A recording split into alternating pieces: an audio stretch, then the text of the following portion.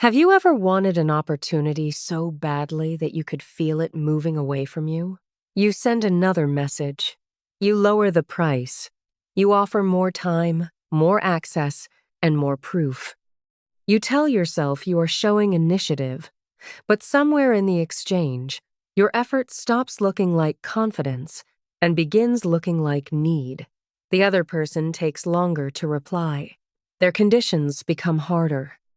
And because you have invested so much energy, walking away feels impossible. Why does chasing often reduce the value of the thing doing the chasing? I'm Sarah, and this is WiseMind Stories. In the 48 Laws of Power, 4 laws describe the ability to shape the field before a contest begins. Law 8 says to make other people come to you. Law 23 tells us to concentrate our forces. Law 28 favors bold action. And Law 35 is about mastering timing. Together, they challenge one of our favorite beliefs, that more effort always creates more opportunity. Sometimes more effort creates only more evidence that we have no strategy.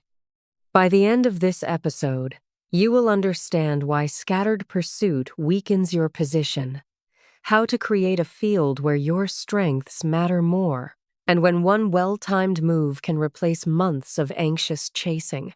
Let's begin with Eli. Eli Turner left a large advertising agency at 34 to become an independent brand strategist. He had good experience, a small amount of savings, and enough confidence to believe that talent would create momentum. During his first month, he contacted everyone he knew: former clients, former colleagues, college friends, people he had met once at conferences. He offered strategy sessions, naming workshops, website reviews, sales presentations, and social media plans. His message was simple: whatever your company needs, I can help. At first, the activity felt powerful. Every morning began with a list of leads. Every afternoon contained a call. Every evening ended with proposals. But 3 months later, Eli had become busy without becoming stable. One client wanted a complete strategy for the price of a logo. Another asked for free ideas before deciding whether to hire him. A third delayed the project for 6 weeks and expected Eli to remain available. Whenever someone hesitated, Eli added more. He included an extra workshop. He shortened the timeline. He offered unlimited revisions. He reduced the deposit. He believed flexibility made him easier to choose. Instead, it made his value difficult to understand. If Eli could solve every kind of problem for every kind of company at almost any price, why would anyone believe he was uniquely qualified for theirs? Then, a regional hotel group invited him to compete for a major project. The company owned 12 independent hotels that struggled to fill rooms from Sunday through Thursday. Eli spent 2 weeks studying the brand. He created a detailed proposal with new campaigns, loyalty concepts, restaurant partnerships, social media content, and a complete website redesign. The proposal was 86 pages. He charged less than his old agency would have charged for 1/3 of the work. During the presentation, the executives thanked him for his effort. They asked for the deck and said they would respond soon. 3 weeks passed. Eli sent a follow-up, then another. Then he offered to run a free workshop to answer remaining questions. Finally, the hotel group declined. They selected a consultant named Rhea Lawson, whose proposal was only 18 pages and cost nearly twice as much. Eli found her website that night. Rhea did not offer everything. She worked only with independent hotels. Her entire practice focused on increasing weekday demand without discounting room prices. She had published a short annual report on traveler behavior, hosted a private dinner for hotel owners, and developed a diagnostic score that showed where a property was losing demand. She was not chasing the entire market. She had built a small field in which she appeared to be the obvious authority. Eli felt angry. He had given the hotel group more ideas. He had worked harder. He had made himself more available. So why did Rhea look more valuable? Eli's former manager, Simon, gave him the answer over lunch. "You are trying to win every possible game," Simon said. Rhea chose one game, named it, and made people enter her field. That is Law 23. Concentrate your forces. Power rarely comes from distributing equal energy across every possibility. It comes from placing disproportionate energy where your strengths can compound. Sunlight feels warm across a room. Concentrated through a lens, it can start a fire. Eli's knowledge was broad, but his effort had no center. Every new client required a new vocabulary, new research, and a new identity.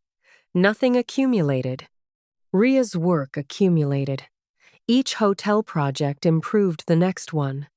Every case study strengthened the same reputation. Every conversation added information to the same problem. The market did not merely see a consultant. It saw the person associated with a specific result. Where in your life are you mistaking variety for progress? You may be applying for 7 kinds of jobs, building 3 businesses, learning 4 unrelated skills, and saying yes to every collaboration. Activity protects you from choosing. If nothing receives your full commitment, no single failure can define you. But no single success can compound either. Concentration is frightening because it makes the bet visible. Eli decided to narrow his field. He reviewed every project he had enjoyed and every result he could prove. A pattern appeared. His best work helped service businesses turn an ordinary customer experience into something people remembered and recommended. He chose a smaller market, independent hospitality businesses, in cities where competition was high and discounting had become destructive. He stopped describing himself as a general brand strategist. He became the strategist who helped independent hotels create weekday demand without teaching customers to wait for lower prices. This did not instantly bring clients. For several weeks, it made his world feel smaller. He removed half the services from his website. He declined 2 low-paying projects that did not fit. His calendar became quieter. The silence made him want to reverse the decision. That is when Law 8 becomes psychologically difficult. Making others come to you does not mean sitting passively and expecting admiration. It means creating value, information, or access that gives the right people a reason to approach on terms you can sustain. Eli needed to build gravity. He interviewed hotel managers, event planners, and business travelers. He analyzed when weekday bookings fell and why. Then, he published a concise report called The Empty Tuesday Problem. He did not hide the useful ideas behind a sales pitch. He gave the report enough substance that hotel owners forwarded it to one another. At the end, he offered a paid diagnostic that showed a hotel where demand was leaking and which opportunity deserved attention first. Instead of asking dozens of strangers for meetings, Eli created something that made a specific group curious. The first month, only 11 people downloaded it. The second month, an industry newsletter shared it. One of the people who read it was the operations director from the hotel group that had rejected him. She sent Eli a message. "Could you evaluate 2 of our properties?" The old Eli would have replied within 3 minutes, offered a discount, and promised to begin immediately. The new Eli asked about the decision, the budget cycle, and what had happened since the earlier project. He learned that the group had adopted many of Rhea's recommendations successfully. but 2 properties had unusual local problems that needed deeper work. The directors would approve the next quarter's budget in 3 weeks. Now Law 35 mattered. Timing. A brilliant proposal delivered after the budget closes is less powerful than a useful proposal delivered 3 days before priorities are set. Timing is not only knowing when to move, it is knowing when the other side is capable of saying yes. Eli scheduled the diagnostic so the results would arrive 5 days before the budget meeting. He focused on one decision the executives had to make. He did not rebuild the entire brand. He showed them which property had the fastest path to weekday growth and why. Then he used Law 28. Act boldly. Boldness does not mean pretending risk does not exist. It means giving your decision a visible shape.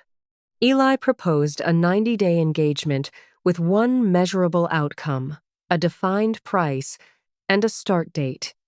He did not send 3 vague packages designed to offend no one. He said, "This is the problem I believe we should solve first. This is what success will look like, and this is the commitment required." Then he waited. The hotel group accepted, not because Eli had become more aggressive, because he had become easier to understand. There was another difference, too. During his first proposal, Eli had tried to make rejection impossible. He included so many services, discounts, and promises that the offer had no clear edge. It communicated effort, but it also communicated fear. The second proposal allowed rejection. That may sound like a weakness, but a real position must contain a door the other person can decline. Without that door, an offer becomes pursuit, disguised as generosity. Bold people are not powerful because they always get yes. They are powerful because a no does not dissolve their direction. This matters whenever you set a boundary. If you say, "I need more notice next time, but of course I can still do it tonight, and I hope you understand I'm not trying to be difficult," the boundary arrives already defeated.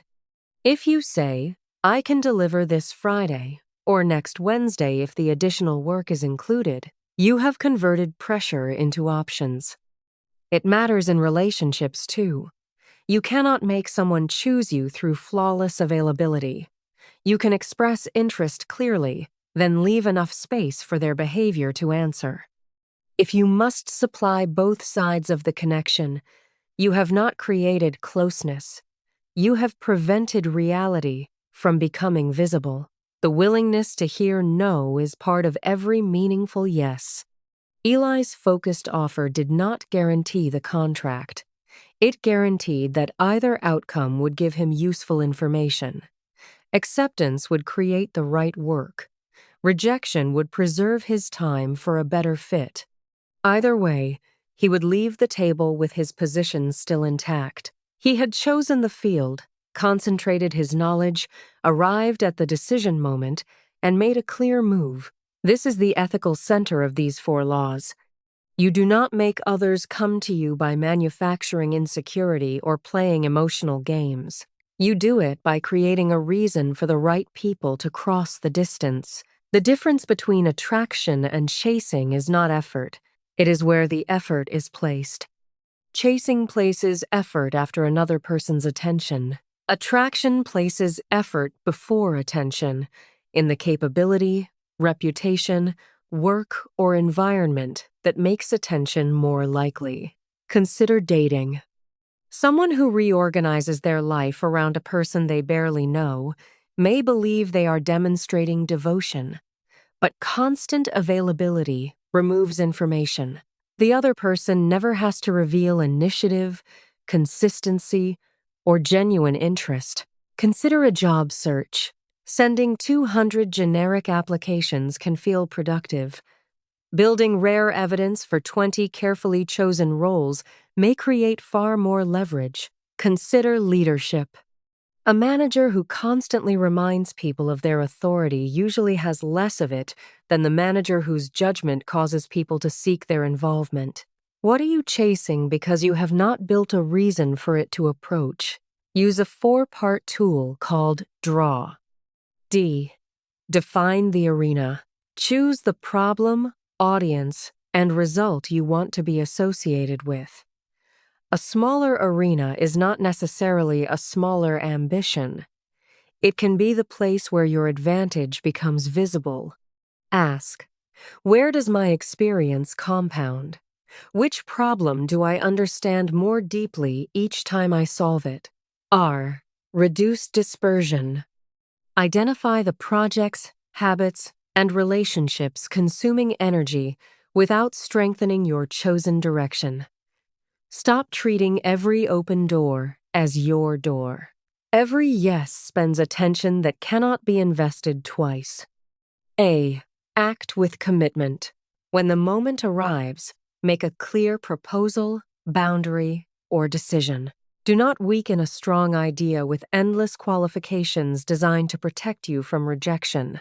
Boldness is not certainty. It is movement, despite incomplete certainty. Wait for the window. Study cycles, deadlines, emotional readiness, and decision points. Prepare before the opening appears, then move while the other side can respond. Patience without preparation is delay. Preparation without timing is wasted force. Eli's business did not become effortless. He still researched, contacted people, delivered work, and heard no, but his effort began moving in one direction. Within a year, hotel owners started introducing him with the phrase he had chosen. He solves the empty Tuesday problem. That sentence was not a slogan anymore. It was a position. So ask yourself, what field are you currently trying to win? Have you chosen it, or are you competing wherever someone happens to invite you? Which one project would make several future opportunities easier? Where are you moving too early because waiting feels like weakness? And what clear action have you been diluting with endless preparation? The person with the most energy does not always control the field. Often, it is the person who knows where not to spend it. In the next episode, we will examine what happens after you stop chasing. Why does constant availability lower perceived value? Why can absence create attention that presence never could? And why does giving your work away often attract the people least willing to respect it? Episode 6 is called Scarcity Creates Value. Until then, remember, you do not need another life. You may simply need another way to see this one.